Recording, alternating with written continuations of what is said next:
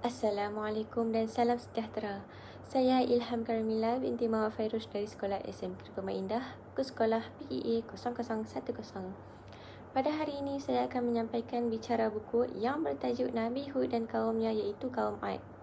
Buku ini merupakan hasil karya Dr. Saad Ismail Shalabi. Buku ini mempunyai 26 muka surat dan diterbitkan pada tahun 2007.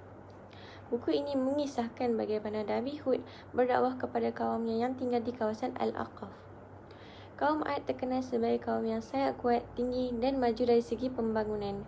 Mereka membina bangunan yang hebat, tetapi malangnya mereka menjadi sombong dan menyembah berhala. Nabi Hud menyuruh mereka supaya kembali menyembah Allah yang satu dan meninggalkan amalan yang syirik.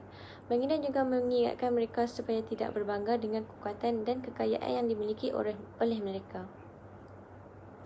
Namun begitu, kebanyakannya kaum Ad menolak dakwah Nabi Hud. Mereka mengejek dan mencabar baginda, malah meminta azab diturunkan jika benar baginda seorang nabi. Akhirnya Allah menurunkan azab berupa angin kencang yang sangat kuat selama beberapa hari. Angin itu memusnahkan kaum Ad sehingga mereka binasa, kecuali Nabi Hud dan pengikutnya yang beriman.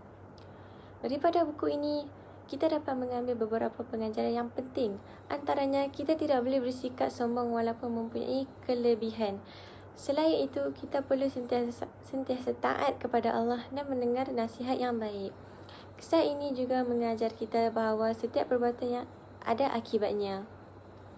Kesimpulannya, buku ini sangatlah menarik kerana bukan sahaja menceritakan sejarah, tetapi juga memberi pengajaran yang sangat berguna dalam kehidupan seharian kita.